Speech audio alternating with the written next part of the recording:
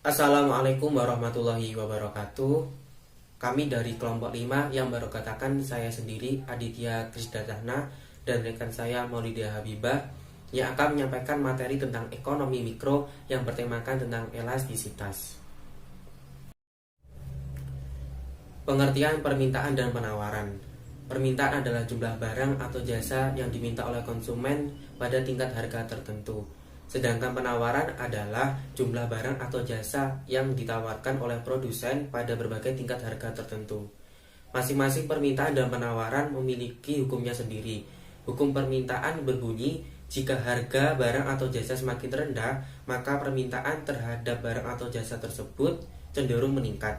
Dan sebaliknya, jika harga barang atau jasa tersebut meningkat, maka jumlah permintaan terhadap barang atau jasa cenderung turun. Selanjutnya yaitu pengertian elastisitas permintaan dan penawaran. Elastisitas adalah pengaruh jumlah harga terhadap jumlah barang yang diminta atau yang ditawarkan. Atau dengan sederhananya, elastisitas merupakan tingkat kepekaan atau perubahan suatu gejala ekonomi terhadap perubahan gejala ekonomi lainnya.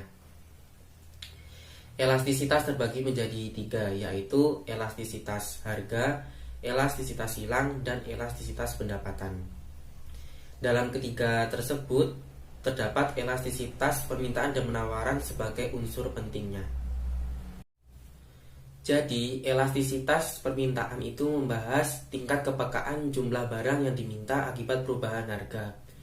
Sementara itu, elastisitas penawaran menunjukkan tingkat kepekaan jumlah barang yang ditawarkan akibat perubahan harga. Selanjutnya yaitu konsep dasar elastisitas permintaan dan penawaran sudah dijelaskan pada sebab di atas, yakni elastisitas permintaan membahas tingkat kepekaan permintaan jumlah barang, dan elastisitas penawaran menunjukkan tingkat kepekaan penawaran jumlah barang untuk dapat mengetahui koefisien elastisitas yang harga tersebut. Maka bisa menggunakan rumus yang ada di gambar. Selanjutnya yaitu sifat-sifat koefisien elastisitas permintaan dan penawaran. Dibagi menjadi 5, yaitu yang pertama elastis, yang kedua inelastis, yang ketiga unitary atau uniter, yang keempat elastis sempurna atau tak terhingga, dan kelima yaitu inelastis sempurna. Yang pertama yaitu elastis. Persentase perubahan kuantitas permintaan, persentase perubahan harga sering terjadi pada produk yang mudah dicari barang penggantinya.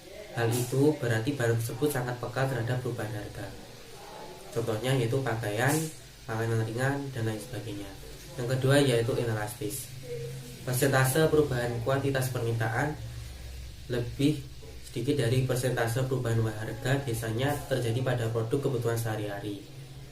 Misalnya beras yang dibutuhkan mayoritas masyarakat Indonesia. Yang ketiga yaitu unitary atau uniter.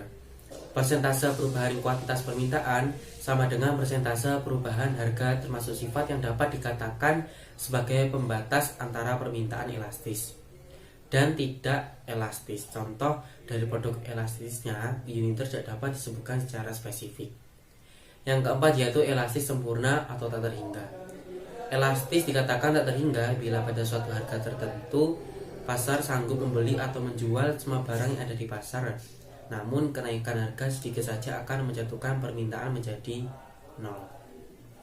Contoh produk yang permintaannya bersifat elastis, tak terhingga atau sempurna diantaranya barang atau jasa yang bersifat komoditi. Artinya produk tersebut merupakan barang atau jasa yang memiliki karakteristik dan fungsi sama meskipun dijual di tempat yang berbeda atau diproduksi oleh produsen. Inelastis sempurna E sama dengan O. Permintaan atau penawaran bersifat inelastis. Sempurna maksudnya ialah perubahan harga tidak mempengaruhi jumlah produk yang diminta. Dengan begitu, kurvanya berbentuk vertikal yang memiliki arti berapapun harga yang ditawarkan.